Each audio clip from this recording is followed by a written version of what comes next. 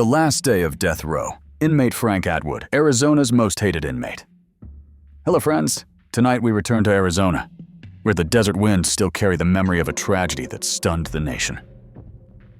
In September 1984, a bright and innocent 8-year-old girl named Vicki Lynne Hoskinson set out on her pink bicycle to drop a birthday card into the mail. She never made it back home. Hours later, her bike was found abandoned on a quiet street, sparking one of the largest searches in Tucson's history. The man at the center of this nightmare was Frank Jarvis Atwood, a drifter with a dark past and a record that revealed disturbing truths. Nearly 4 decades later, after countless appeals and delays, Arizona carried out his execution on June 8, 2022. Tonight, we walk through Atwood's final 24 hours and the haunting story that brought him there. Stay with me, and don't forget to subscribe to Deathwatch Diaries for more prison documentary stories that reveal the darkest corners of death row. Frank Atwood's story begins with red flags that were ignored time and again. In 1974, at just 18 years old, he was charged with lewd conduct involving a 14-year-old girl.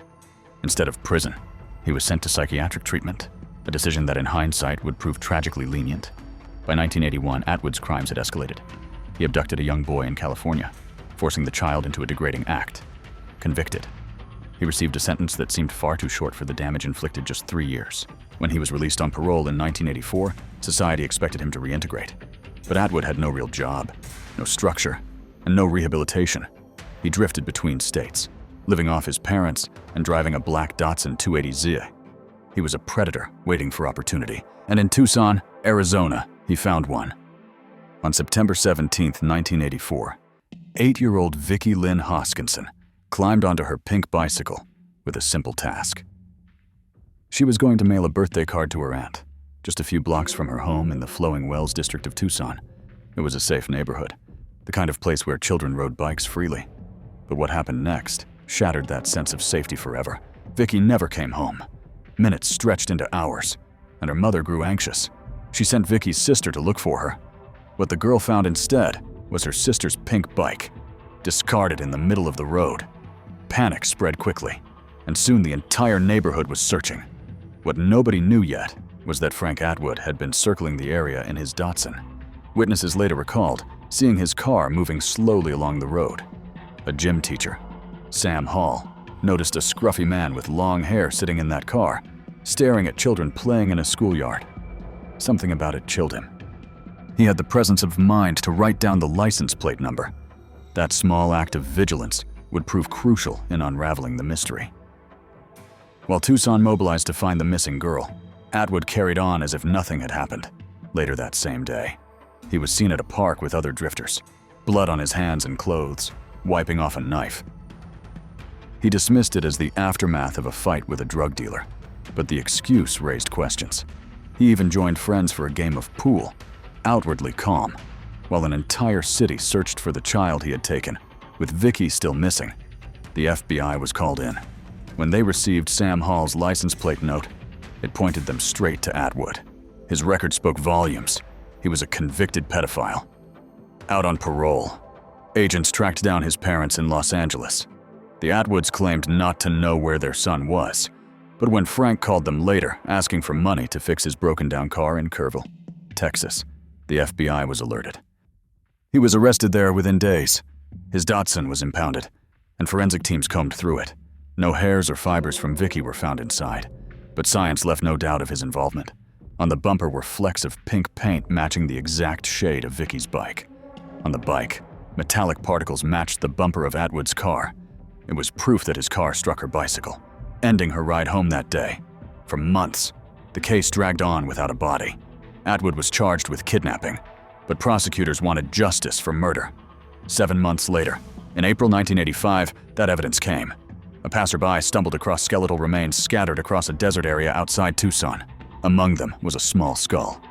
Dental records confirmed the worst. It was Vicki Lynne. Animals and the harsh desert environment had scattered and stripped the remains, making it impossible to determine a clear cause of death. Still, witness reports of Atwood's bloody clothes and knife suggested she had been stabbed.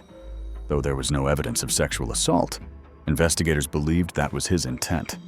The discovery devastated Tucson. A little girl's life had been stolen, and her family and community were left with scars that never healed. In court, the evidence spoke louder than Atwood's denials. The paint, the particles, the eyewitness accounts, they all tied him to Vicki's disappearance and death. He was convicted of murder and sentenced to die. But like many who end up on death row, Atwood's case lingered in appeals for decades. His attorneys argued that the lack of a clear cause of death made the conviction shaky. They pointed to procedural issues, challenged witnesses, and fought to stall his execution. None of it changed the reality Atwood's car struck Vicki's bike, and she never came home again. In 1991, while incarcerated, Atwood married a woman named Rachel Tenney. For more than 3 decades, she stood by him as appeals wound their way through the courts. To some, their marriage symbolized loyalty. To others, it was a cruel reminder that Atwood got to continue a relationship while Vicki's family could never see her again. By 2022, after 37 years of legal battles, Atwood's time was finally running out. Arizona set his execution for June 8th. On the evening of June 7th, he was moved into a Deathwatch cell near the execution chamber at Florence Prison. It was a short walk, but the final one he would take as a free moving man. He met briefly with his spiritual advisor, who would accompany him in his final moments. His wife Rachel also visited. Their conversations were private, but observers noted a heavy silence that carried more weight than words could. That evening, he was offered his last meal. Like many before him, he made a choice that was more about comfort than extravagance. To prison officials, it was just procedure. To Atwood, it was the last decision he would make in life. On the morning of June 8th, he was escorted calmly to the execution chamber. Witnesses, including members of Vicki's family, were seated behind glass. They had waited nearly 4 decades for this moment. For them, it was not closure, it was accountability. Strapped to the gurney, Atwood showed little outward emotion. When asked for final words, he spoke softly to his wife and to his spiritual advisor, offering no direct apology to Vicki's family. At 10:16 in the morning, after the drugs were administered, he was pronounced dead. In the end, the execution of Frank Jarvis Atwood on June 8, 2022, closed a chapter that had haunted Arizona for nearly 4 decades.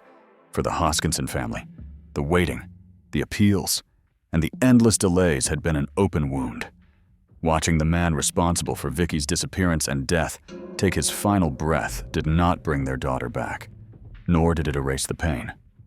But it marked the moment when justice, however long delayed, finally caught up with him. Vicki Lynne Hoskinson's short life continues to remind us of innocence lost, of the dangers that lurk even in places once thought safe. Her name lives on in the hearts of her family and in the memory of a community that never forgot. Friends, thank you for joining me on this difficult journey. Subscribe to Deathwatch Diaries for more prison documentary stories as we continue to uncover the final hours of those on death row.